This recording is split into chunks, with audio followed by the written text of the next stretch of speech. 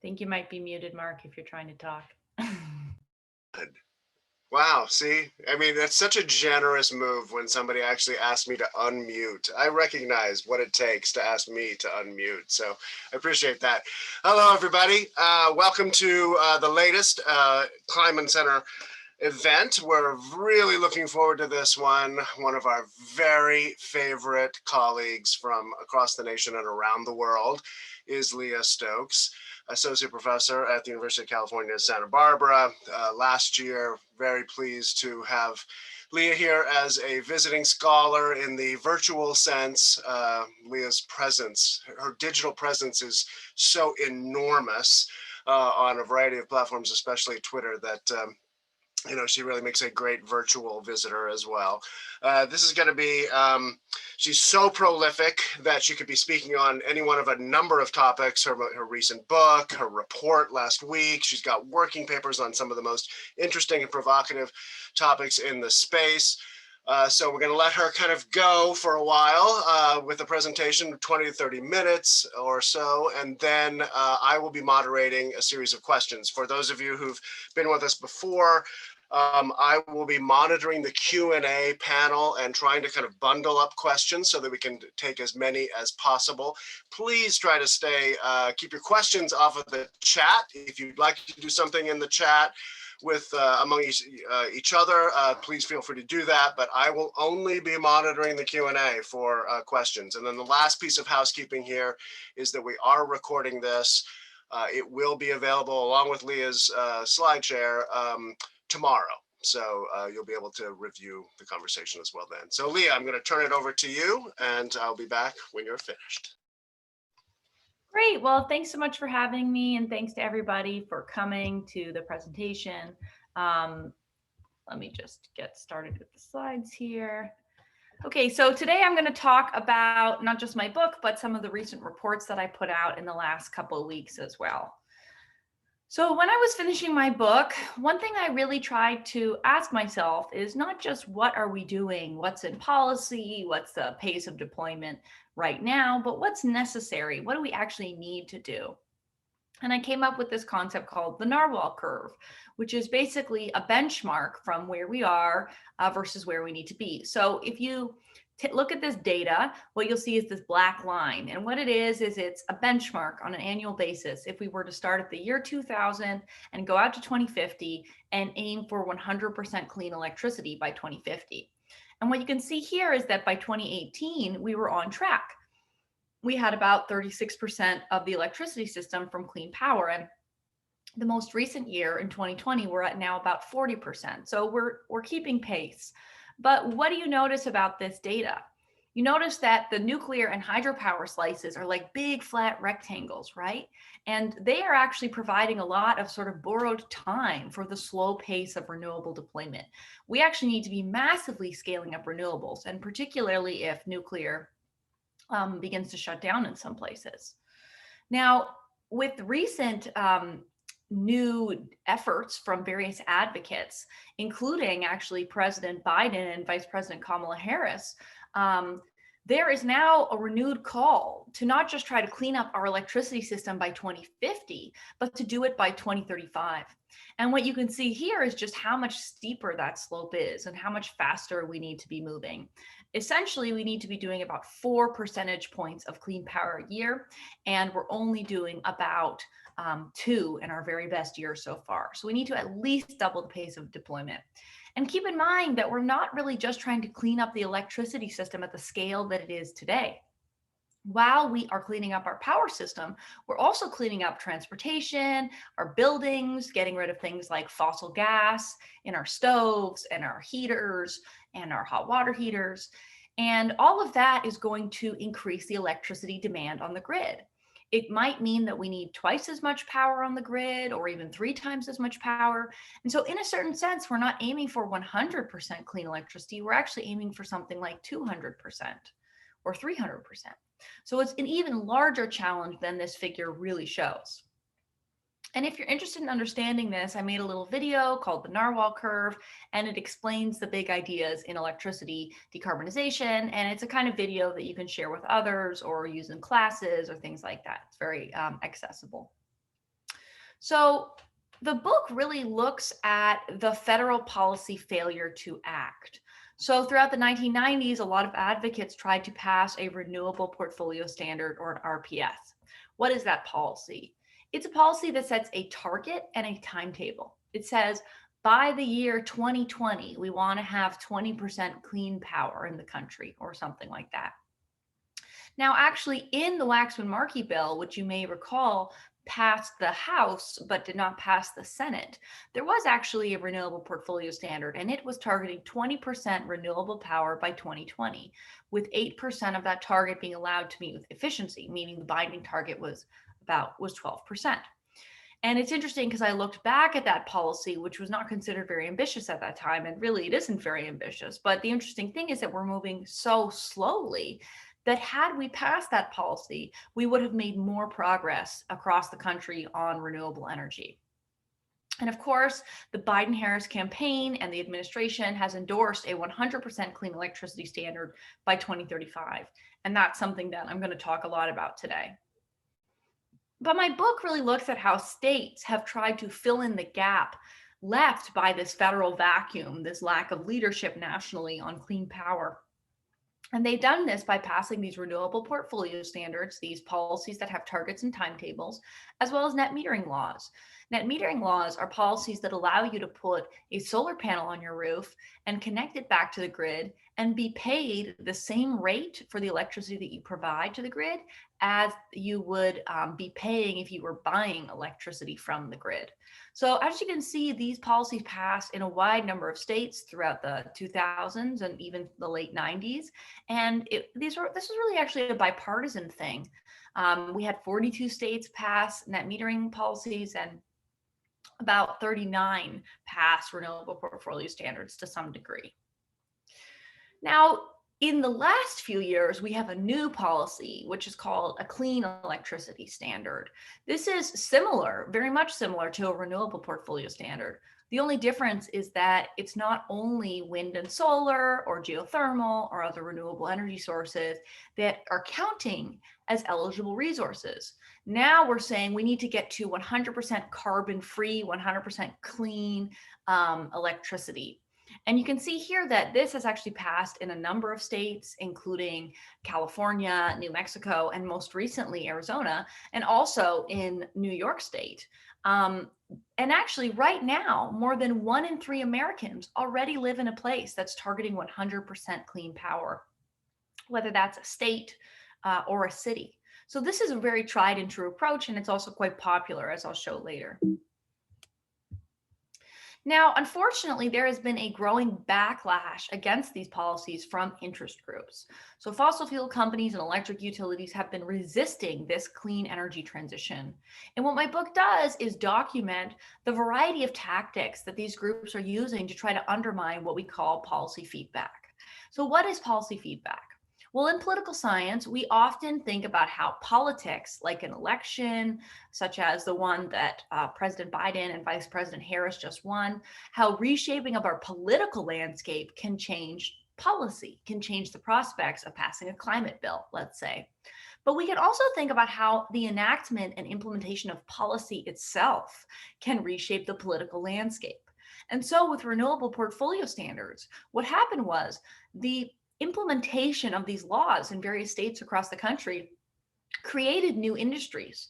It created a business model for clean energy companies.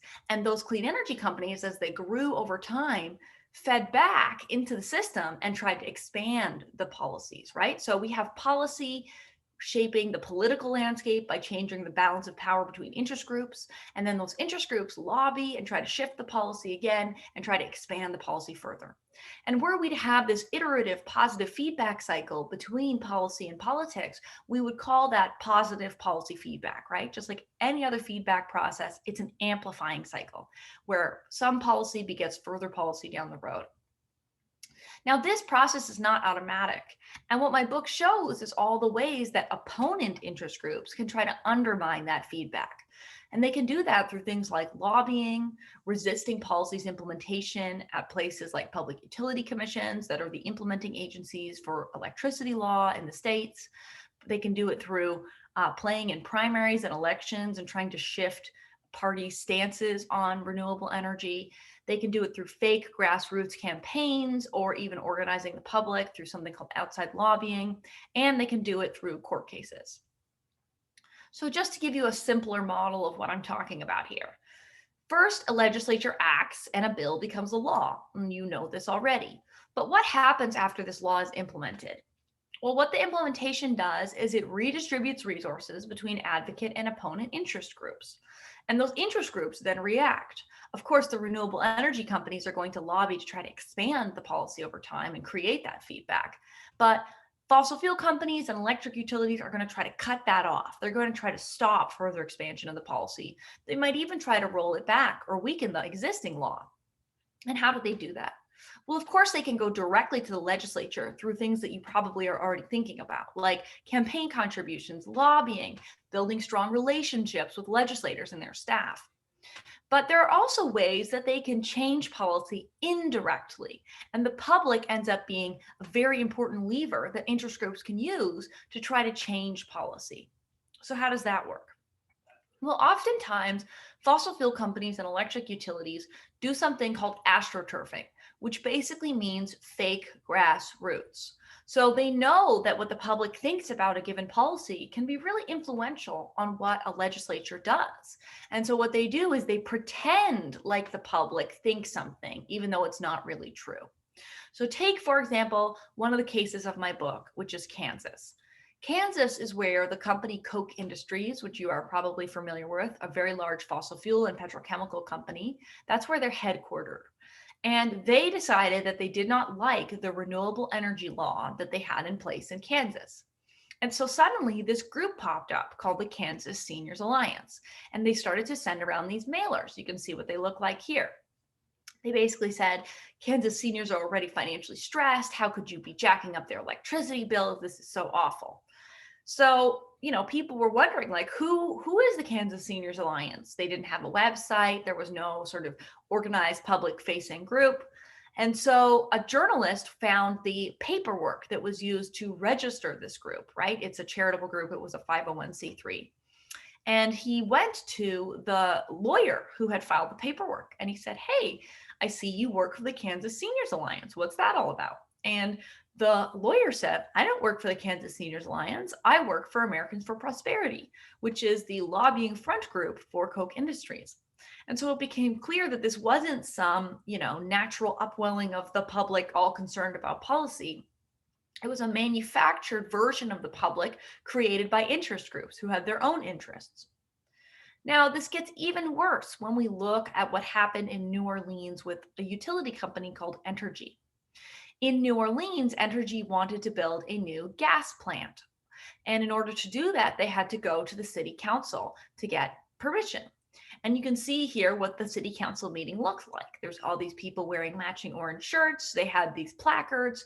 You can see that this doesn't exactly look very grassroots, right? Generally, if you go to a protest, you notice that the signs are hand painted and they're all kind of unique and people have their own messages. Well, somehow this is mass produced. And people got up and they said they wanted this gas plant built, etc. And a journalist went up to some of these people after the event and they said, "Hey, why did you come here today? What do you think about the gas plant? Why do you support it?" And the people said, "Oh, I don't know about the gas plant. I don't support this. I was paid to be here. I'm an out of work actor. And if I had a speaking role, I was paid even more money." And it turns out that the utility, Entergy, paid a public relations firm $27,000 to hire a bunch of people to show up to this public meeting for the city council and pretend like they wanted this gas plant. So this is a very nefarious form of astroturfing because not only is it misleading our decision makers, it's also taking up space within a public forum to not allow actual people who would be affected and might be concerned about an issue to have the space to speak up. Now, it's not just the public that gets used as a tool to try to roll back clean energy policies or advance fossil gas plants. It's also political parties. And when people say, why is climate change, why is clean energy so polarized? It's important to remember that polarization within American politics does not mean that the two parties are pulling away like that. That's not what the literature shows. What the literature shows is that the Democratic Party has stayed approximately where it is, and the Republican Party has pulled away. And so when we talk about polarization, we're talking about asymmetric polarization. Really, we're talking about the process by which the Republican Party has become an extremist group. And so, why has the Republican Party pulled away from climate action? Well, what I argue in my book is that it is because of interest groups. It is because of fossil fuel companies and electric utilities. And one important thing that they do is that they run primary challenges against Republicans that are offside on a given issue. So, take, for example, the story of Russ Jennings in Kansas. Russ Jennings was a representative in Kansas from the western part of the state and a Republican. And he supported the clean energy policies in the state, the renewable energy policies. He had seen how his part of the state was building all these new wind energy projects. It was bringing in local taxes. It was employing people. It was this great thing. And so when it got on the agenda, in part at the behest of Koch Industries to try to roll back this renewable energy law, he didn't want to do it. And interestingly, the first time the rollback was put up for a vote, 44 Republicans voted to keep the policy and 44 Republicans voted to get rid of it. So it didn't pass because the Democrats voted to keep the policy as well. Well, a few weeks later, they voted again on the same bill. And suddenly there were fewer Republicans who wanted to keep the policy. Now it was more like 50 Republicans who said, let's get rid of it. And then a few weeks later, they voted again. And now it was more like 60 Republicans who wanted to get rid of it. So, what was happening in the intervening time period? Keep in mind that they're voting on the exact same bill and it's the exact same people. Well, we know what was happening because it was leaked by another Republican named Representative Scott Schwab. And what he said was that Koch Industries and Americans for Prosperity was leaning on people and was saying that if you don't vote the right way, you're going to lose your funding for your next election and you're going to find yourself with a well-funded primary challenger. And that is exactly what happened to Representative Russ Jennings. He did have a primary challenger and he did lose his funding. And not only does that freak out Russ Jennings, it sends a chilling effect throughout the entire caucus, saying that if you're not on the right side of this issue, you're going to be in a tough state. Now, Russ Jennings actually won his reelection because the Wind Energy Political Action Committee came and supported him. But after that election, so many more Republicans were exhausted by constantly having to fight and to be worried about primary challengers. And so they did eventually agree to roll back the policy. And you might say, well, it's just one donor, right? They can get money from somebody else. Well, let's think about how donations work in Kansas if you are a state representative. Your number one source of funding, if you are running for office, is the Kansas Republican Party. And what is a top donor to the Kansas Republican Party? Koch Industries. Your number two source is the Kansas Chamber of Commerce. And what's a top donor to the Kansas Chamber of Commerce? Koch Industries. And your number three donor is Koch Industries. And so across the board, you're getting so much of the money from really one group, and they have an outsized influence in terms of if you're on the wrong side on an issue, primarying you. Now you're seeing this happening not just with a given representative in a given state, but really across the board. You can see that throughout the 1990s, a lot of the places that passed renewable portfolio standards were actually places with Republican governors. And it was only from 2005 onwards that it was only Democratic states that were really acting. And so what these interest groups are doing is that they're polarizing this issue. And as they polarize this issue with elites, meaning politicians, that also trickles down into the mass public. So we know from research by people like Gabe Lenz, a political scientist at UC Berkeley, that the public follows elites, right? If Donald Trump is on television saying that wind energy causes cancer and it's terrible and he hates it, which is the kind of things he did say, the public is listening, and other Republicans will learn that that's what they should think as a Republican. So as these elites get polarized, so too does the public. And if you want another example of this kind of primaries being a critical way that polarization happens, Arizona is a case in my book where I describe this in detail. And I also did an entire episode about it in our podcast, A Matter of Degrees, called The Darth Vader of Electric Utilities. But also the case of Representative Bob Inglis in Congress is another example of this happening in practice. So in the book, I look at a bunch of different states, including Texas, Kansas, Arizona, and Ohio. As I just mentioned, there's actually a few of these cases that I've turned into podcast episodes in our podcast, A Matter of Degrees. So you can check that out too if you'd like to read about it or listen to it in a different way. And I'll just also say that many of us are familiar with the fact that fossil fuel companies played a key role in climate denial and have been delaying action on climate change. But others may not be aware that electric utilities have been very involved too. And not just private electric utilities, also rural electric co ops and other sorts of more public utilities. These companies have been promoting a very wasteful energy system. They have been promoting climate denial, and they've, of course, been working to roll back clean energy laws, as my book documents. And if you're interested in understanding this excerpt from the book, I published it on the website Drilled News, so you could also take a look there. If you'd like to get a copy of the book, you can go to the Oxford University Press website, which is just bit.ly/scp-book. You can use this discount code for 30% off. And you can also, of course, buy a Kindle ebook. That's bit.ly/scp-kindle. And they even made it into an audiobook. So if you're like me, I'm really into audiobooks. You can listen to it as well. So there's lots of ways to kind of engage with the content of this book. Now I'm just going to talk about two reports that I've published in the last couple of weeks. One with Sierra Club, looking at what utilities are doing today on their pledges to clean up their electricity supply. And then another report with Evergreen and Data for Progress, which looks at what we can do nationally with a federal clean electricity standard. And really the opportunity that we have right now to pass a policy this spring that puts us on a path to 100% clean power. So the first report is a report I did with the Sierra Club, and it's called The Dirty Truth About Utility Climate Pledges. You can Google it. What we wanted to do was look at utilities that had climate pledges and utilities that didn't, and look at what they're doing in practice, not just what their words on paper say. And what we found surprisingly is that utilities with climate pledges are almost indistinguishable from those without. They are going to retire approximately the same. It's like 23% versus 27% coal energy in the next decade. They're actually planning to build more gas for the companies that do have corporate pledges than those who don't, almost twice as much gas. And they're not building a lot more clean power. And so these pledges are actually quite meaningless in practice. And without a national clean electricity standard, we know that most utilities will not move fast enough. What we did in this report is that we graded utilities on a 100-point scale.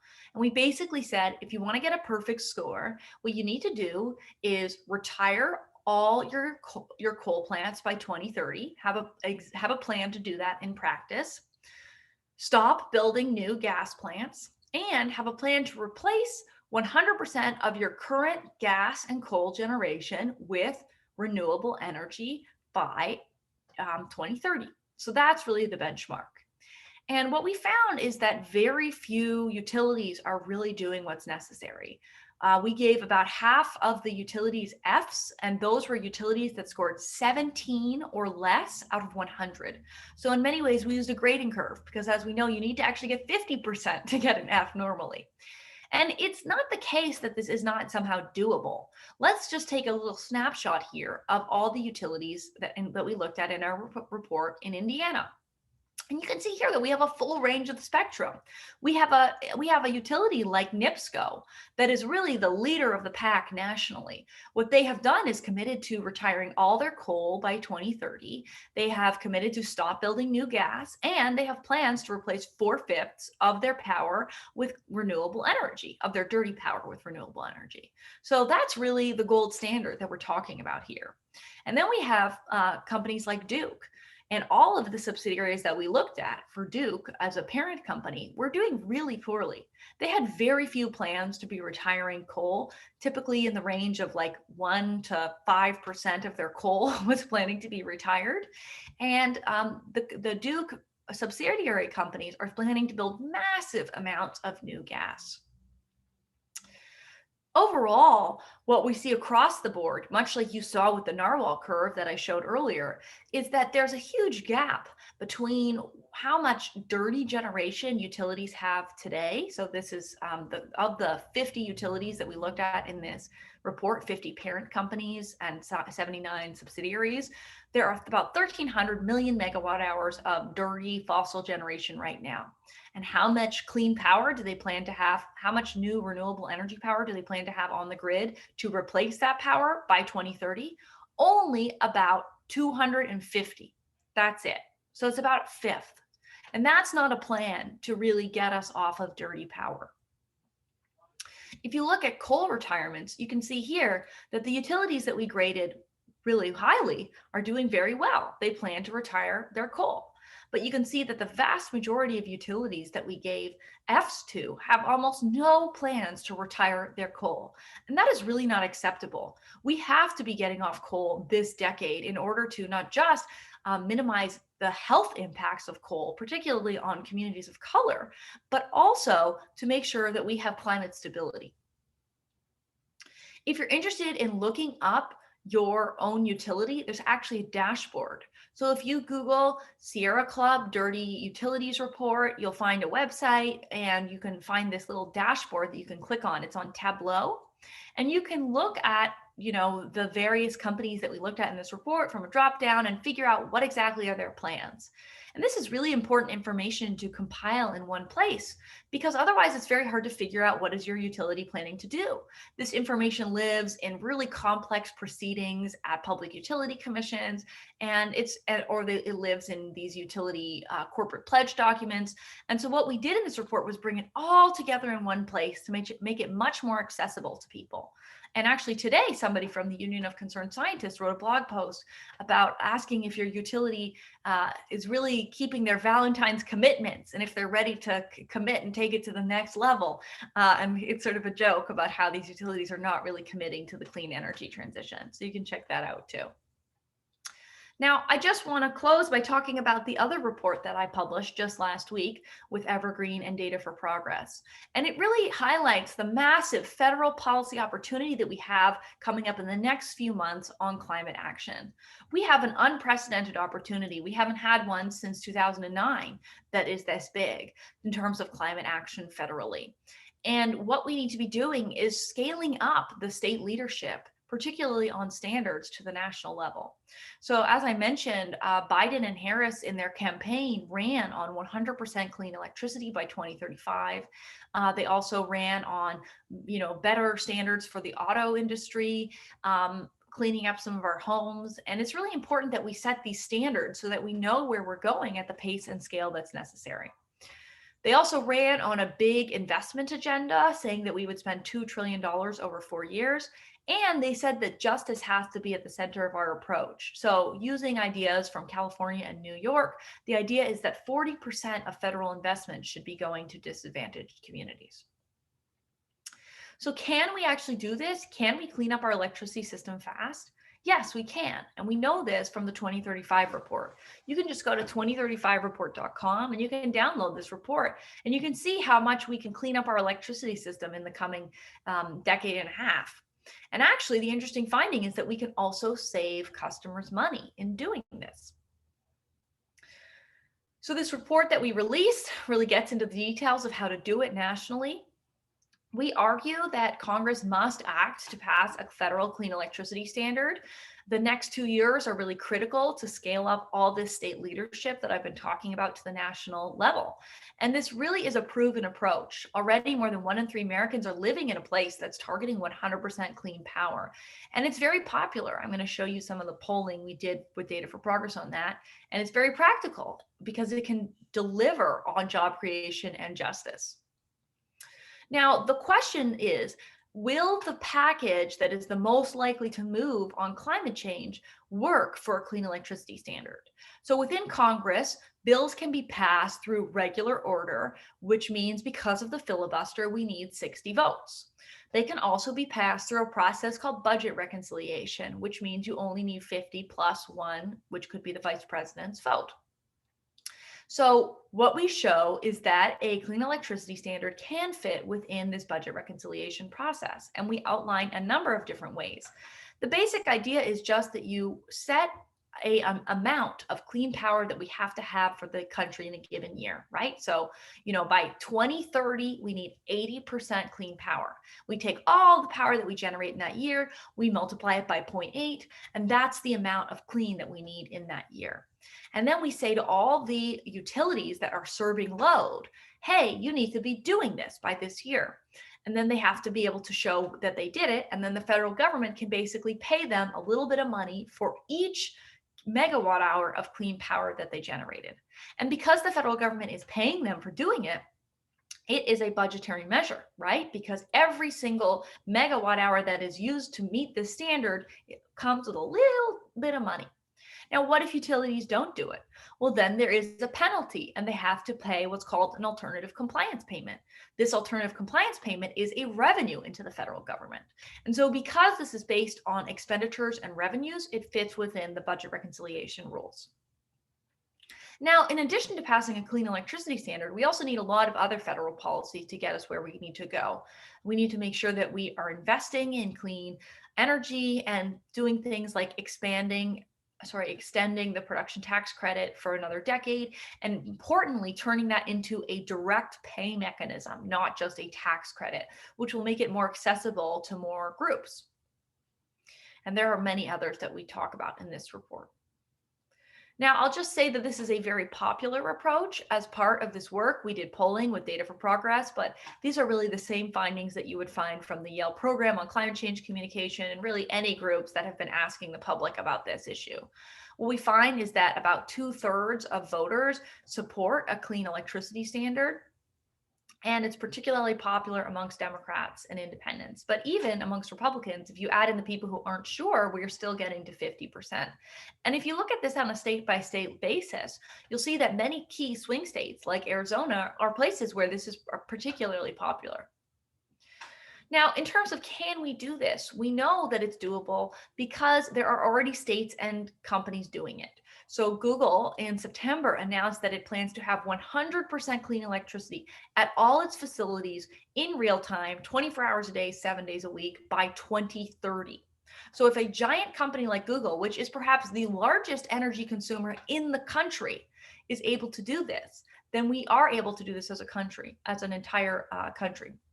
And in addition, we can see that there's already examples of utilities leading the way.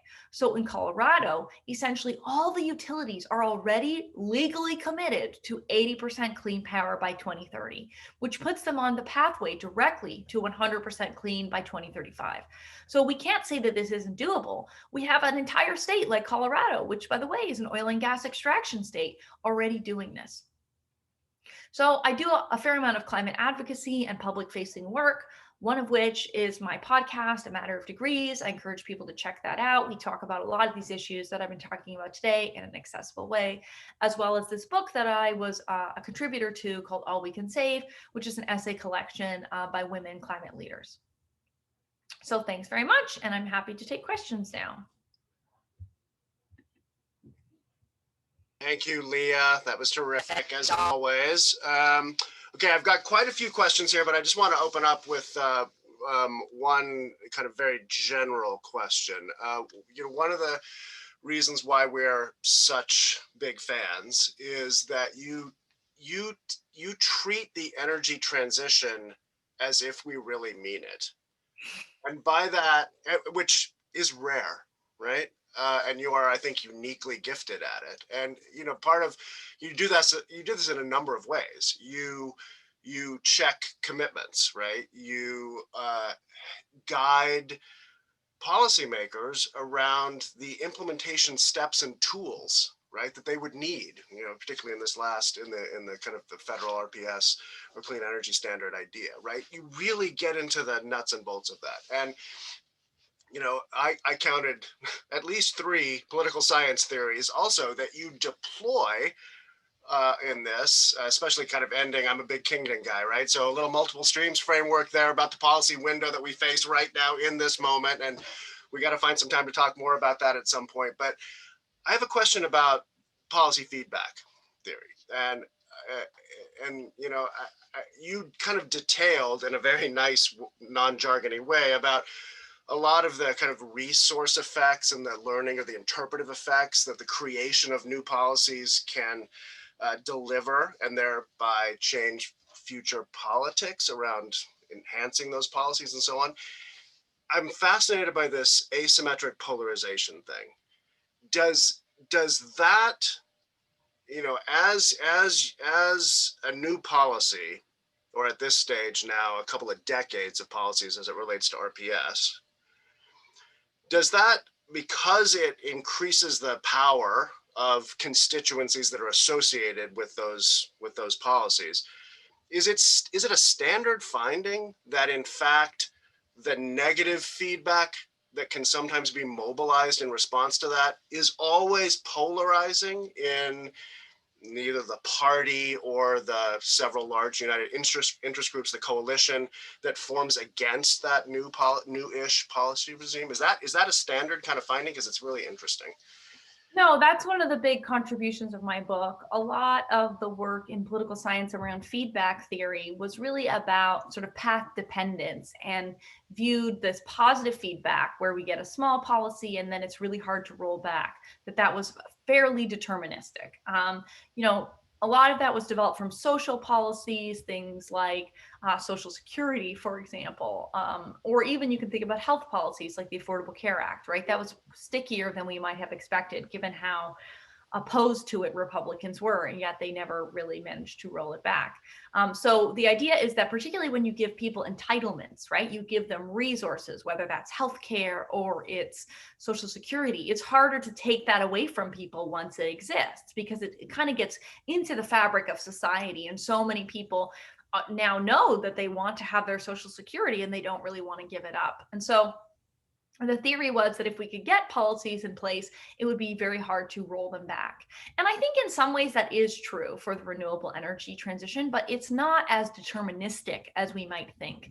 Meaning that in some states like California, where these renewable energy companies get really big and end up being huge political influences, including, for example, in the governor's office, then you get a real stickiness and it's harder to roll it back. But in other states where incumbent opponents maintain a lot of power, places like Texas, a big fossil fuel state, where fossil fuel companies have an enormous influence over the Texas legislature, we can't imagine that we're just going to put in a tiny renewable energy law at time one, and that these new companies are going to somehow have equal or greater political power than incumbents. And so it really is about paying attention to incumbents and how they may still maintain greater political power even after policy feedback has started to create a kind of foothold for itself.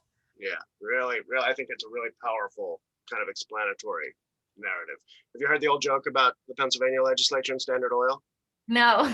Standard Oil could do anything to the Pennsylvania legislature except refine it. So all right, let's one more little thing, and then I promise I'm going to go into these questions. We got about a growing number of them. As economists are starting to walk away from the first best solution out of their discipline on carbon pricing, especially explicit carbon pricing in the form of a carbon tax, everybody's starting to realize that some of these other kinds of approaches, the so-called second best solutions, have a lot more play and possibility. I think that the work that you're doing around the implementation side of that and the politics of those things, I have a lot of questions if we run out of time. I mean, if I get through these other people's questions, I want to talk to you about exactly the full suite of these kinds of regulatory or mandate or industrial policy, right, which again has huge growing constituencies around these kinds of alternatives to explicit pricing, right, and how much traction we're going to be able to get, so that we don't have to move to the third best kinds of solutions around things. But let's start with a lot of questioners have had some very specific things about some of the policy instruments that you've asked about. So I'm going to start with Scott Brown, and I'm also going to just not, for those of you who have asked more than one question, I'm going to only, ask a first round to get through everybody at least once. So Scott asks about kind of the electrification component that you mentioned of after we decarbonize all sectors, some are going to decarbonize more than others, and we're going to try to drive the difficult into the ones that have effectively in the electrification. Um, have you seen clean energy standards or renewable portfolio standards at the state level that somehow anticipate that larger, as you said, the 200%, the 300% is the real angle, right, of the Narwhal Curve? Uh, have you seen accounting or policy design that tries to anticipate and encourage some of that in those areas? Well, I think that the timing of electrification is probably in some ways thought to be later than the timing of cleaning up the grid in some ways. So, for example, think about the fact that the mayor of New York recently said that they plan to not allow gas in new buildings by 2030. Quite frankly, that's way too slow. But again, that isn't even starting the electrification process until 2030 for buildings. And new buildings are really critical because you don't want to be putting in new infrastructure that is gas based right now. It's a very bad decision. What we want to be doing is when things come to the end of their useful life, ideally, we turn it over. If people want to turn over their gas appliances sooner, as I am doing, that's great too. But we don't want to be building new fossil fuel infrastructure today. And we actually know from research by people at UC Irvine, like Steve Davis, that we actually cannot build any new fossil fuel infrastructure and limit warming to 1.5 degrees Celsius. So, building new stuff is bad. But generally, in terms of the new load that I'm talking about, that's coming from electric vehicles, it's coming from buildings being electrified, and potentially, especially as we get deeper into decarbonization, it's going to come from about half of heavy industry being electrified. And this can actually deal with between 70 to 80% of our emissions. So it's a really huge pathway, clean electricity. But the timing of that electrification is usually thought to be a little different, a little later than the timing of the cleaning up of the electricity system. We can actually do it all at the same time. It's just that we aren't pushing policies fast enough to do it at the same time. Like today, if you get an electric vehicle, and pretty much everywhere in the country, it's cleaner to use your electricity system, even if there's still some gas in the mix or coal, it's cleaner than using oil in your car. So we can be putting this electrification in parallel alongside the decarbonization of the grid. But in practice, we're not really doing that. So I think a lot of this load growth that we're talking about is likely to come maybe after 2030. And that's what reports like the Net Zero America's Pathways Project at Princeton is showing, that a lot of this timing is likely to come a little bit later, just because we're not pushing policy fast enough to really be electrifying at the pace that we need to be. Great, thank you. Now, Kimberly Thomas asks, in reference to the graph that you have of the growing polarization between the parties in support for energy policy, particularly the kinds of policies you're talking about. And she asks, what, it kind of goes back to the T-1. She asks, what accounts for higher support among Republicans than Democrats for renewable energy in 2006? Well, you have to remember that there are confidence intervals around estimates, right? And so really it's not higher support from Republicans. It's basically within the bounds of a confidence estimate. It basically means that Republicans, Democrats, and independents all looked the same. And they all loved this stuff, right? Solar and wind in the mid 2000s was like motherhood and apple pie, people like to say, right? Universally beloved. And it was only when these fossil fuel companies and electric utilities started to kick up controversy that we began to see that polarization. So it's not really that Republicans liked it more, it's that they were indistinguishable from Democrats and independents on this issue. Good. Now, Rob Graff asks specifically about kind of equity issues in net metering, another thing that you displayed findings around. And, I think he wants to know about, the kind of the tension in the policy design that can create differential impacts on demographics by household income and, kind of likelihood to deploy the distributed assets and so on. Have you looked at some of the dynamics that are specifically inside an instrument like the net metering or feed-in tariff? type things? Yeah, so that isn't actually an issue of net metering. It's an issue of the way we've designed the investment tax credit, and also an issue of the way solar leasing companies are finding customers. So we have a big wealth and racial gap in solar adoption, but that mostly, like I said, is a function of the way we've passed federal policy on this. So a lot of the ways we get people to do clean stuff, like buy an electric vehicle, put solar on their roof, blah, blah, blah, is by tax credits. And because we do it by tax credits, it requires people to have enough federal tax liability. And so I was actually talking to somebody in Congress who works on this yesterday, and he said the majority of people who use the incentives have household incomes between $50,000 and $100,000. So, this isn't creating good outcomes, but it's mostly a function of federal policy. It's not a function of net metering. I think it's really important, and I was actually on a great panel yesterday about this with Solar United Neighbors. I think it's really important that we don't adopt talking points from the utility industry that has its own interests and is really trying to weaponize policy that it doesn't serve their profits, not necessarily advance equity. I mean, these are the same companies that are shutting off people from electricity during the pandemic, leading them to have much higher death rates from COVID because they don't have a place to go when their electricity goes off. So these are not companies that are somehow interested in equity. My colleague David Pomerantz at the Energy and Policy Institute yesterday pointed out that the CEO of Southern Company makes about $30 million.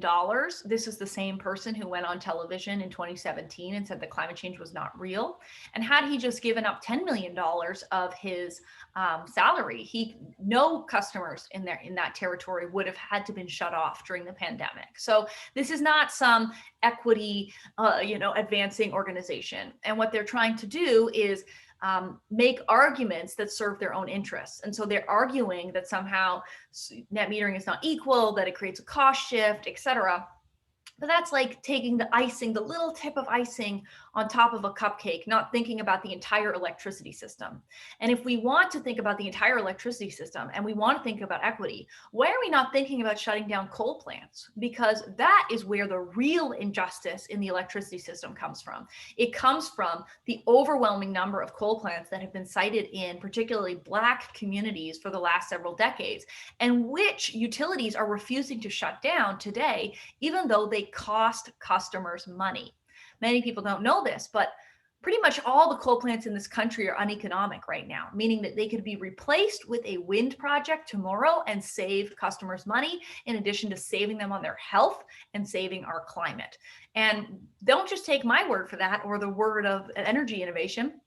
Take the CEO of NextEra, a very large utility or very large power company, whose CEO said last week, there is not a single economic coal plant in this country, full stop, period.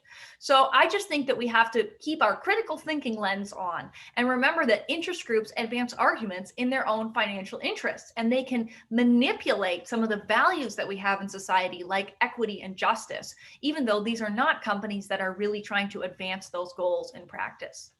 That's great. That's very good advice. So I think the first time we ever met was at a conference. One of us was on a panel, one of us was in the audience or something, and we were talking about securitization, right, Yes. around Yes. some of these coal plants. And it seems like a million years ago, right, because so much of just the market has changed around that issue. But and you kind of mentioned it in one of your slides as one of the things that kind of accelerating transition around that. Yes. Do you feel warier around any of that securitization approach, given the cliff that coal seems to be falling off of now? I don't know. I'm kind of two minds about it. So just for those who maybe don't know what we're talking about, securitization is a policy that's been used in a number of states, including New Mexico and Michigan, that allows for the debt on coal plants to be refinanced at a lower rate, which saves and then retired. So we're basically figuring out how can we reduce this cost of this debt, get that coal plant shut down, and then we can use some of those savings to pass it on to the community, and we can use some of it to pass on to ratepayers by lowering electricity bills. So it can be a win-win-win, helping workers, helping the utility shut down the plant, leading to better health outcomes, and helping customers pay less on their bills. So that's a way to try to get rid of coal plants. And I really think we have to get rid of coal plants as fast as possible. And what people don't understand is that these coal plants still have a lot of debt in them. Why is that? They're decades old. Shouldn't the debt be paid off? Well, you don't just buy a coal plant at time one. What happened was around 2013, 2011, these plants faced decisions. Are they going to shut down, or are they going to retrofit to deal particularly with the mercury air toxic standard, which was a new policy federally that was uh, more than 20 years in the making to regulate mercury as a toxic pollutant. And a lot of them decided to keep the coal plants open. So they made bad financial decisions. And now they're stuck with these terrible, uneconomic plants, and they don't really know what to do with them. So we have to solve that problem to some extent. But the question is, should shareholders pay for that? Should the CEO of Southern Company, which maintains massive amounts of uneconomic coal plants, should he maybe not be making $30 million a year and maybe help, shut down these coal plants? So there are real questions about how to do it. But particularly for rural electric co-ops, I think that there is a role for the federal government through the Rural Utility Service to help retire that coal faster. And also through the Tennessee Valley Authority. This is something that we wrote about in our report, and as an idea that was developed by Holmes Hummel. But the basic idea is that the TVA has a debt ceiling. They can't take on a lot more debt. And although honestly, they're trying to build a lot more gas, which I'm like, seriously? But anyway, they have a debt ceiling. And so one thing we could do is say, okay, we're going to get rid of your coal plant debt as a condition of you building a lot of new clean power. So the fact is that the coal plant debt problem, I think the Rocky Mountain Institute has estimated it's about $35 billion. And on the one hand, that might seem like a big number, but when we talk about $2 trillion of climate investments, it's not a big number, and it has huge public health and climate impacts. So I do think we have to try to solve this problem. It's different to try to solve it for municipal utilities versus co-ops versus IOUs versus a federal power authority, but this has got to be solved. And I'm even starting to hear from the utility industry that a lot of utilities want to figure it out too, because they don't really want to keep operating these coal plants, but they don't really know what to do. And that's where something like securitization could potentially be a really important tool. Right.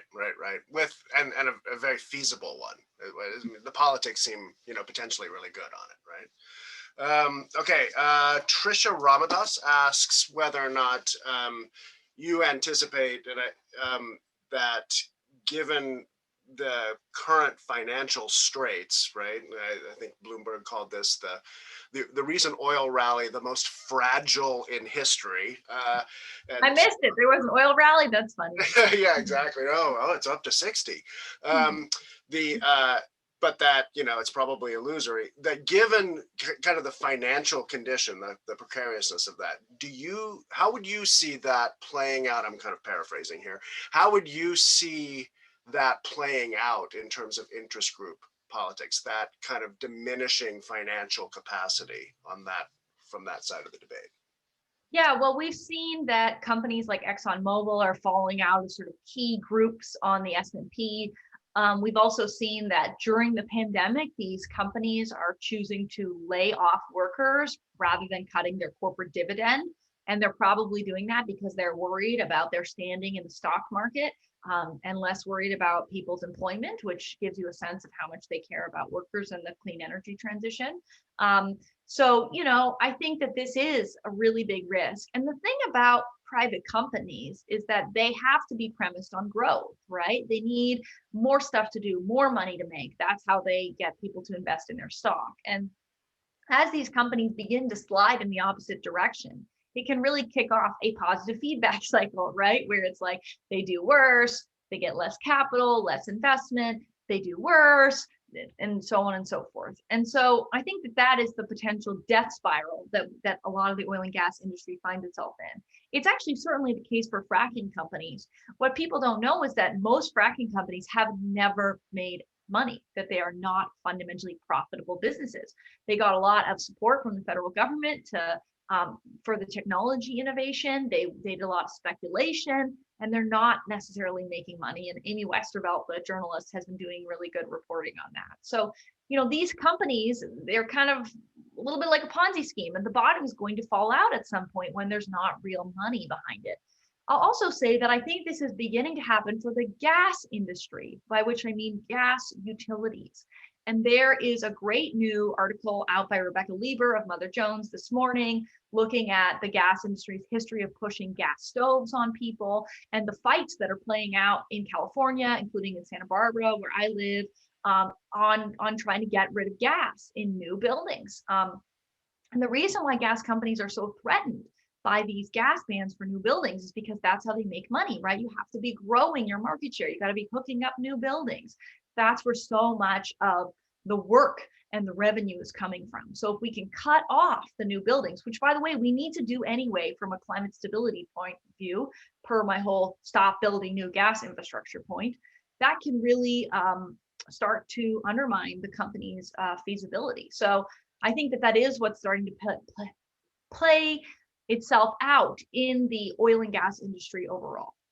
Great, great. I probably have time for one more question. I'm going to try to synthesize the concerns of many of the questioners around equity issues and ask you a kind of an open-ended question about it. But the given the fairly clear demographic, both race and income disparities in adoption, which you, I think, have very nicely traced to some of the ways in which we are attempting to deliver policy across demographic groups, are your ideas around a federal clean energy standard sufficient, or do you need to add certain additional policy instrumentation to that in order to kind of unlock access into across demographic groups and kind of equalize some of the participation? Yeah, so that is something that we talk about in the report. We propose, for example, a carve out for disadvantaged communities to make sure that some of the clean energy investment is going into communities of color, as well as former fossil fuel communities or current ones. I think there's a lot of focus on these issues across the board. But I think we also have to take a step back and recognize that cleaning up our electricity system as fast as possible is fundamentally an equity serving approach, right? If we get rid of coal plants, we know that when the NAACP looked in the early 2000s, 60% of Black people were living within several miles of a coal plant, right? So if we shut down coal plants, if we stop building gas plants, we know that we've been putting fossil fuel infrastructure in communities of color's backyards. So fundamentally a clean electricity standard, which by the way is a standard, not a market-based mechanism. We're not saying, oh, you can do some stuff over here and not do some stuff over there. We're saying everybody, everywhere is going lockstep, cleaning up the electricity system, 80% by 2030, 100% by 2035. I mean, that would be transformative, particularly for communities of color. And I understand that some people don't necessarily understand the mechanism, but keep in mind that this policy already exists in more than places where more than 1 in 3 Americans live. And what we really have to do is accelerate that in terms of the timeline, as well as in terms of which places are covered. But fundamentally, a clean electricity standard is an equity delivering approach. Great. Good answer. Thank you. Thank you. Very helpful. Well, it's I can hear the church bells across the street ringing. It's the hour is up. Thank you so much, Leah. This has been a wonderful presentation. Appreciate everybody's questions from the audience. Thank you. Sorry I don't get to see you. I miss all of you out there. Leah's presentation, as I said before, at the top, will be available on our website tomorrow. You can, and who could ever have enough of Leah Stokes? You can also go back to our podcast series where she talked about how interest groups shape U.S. clean energy from last April. And please join us for our next event on March 25th, the case for nature-based solutions. Thank you, everybody. Thank you, Leah. Hope to see you. Great to see you. Bye, everyone. Bye.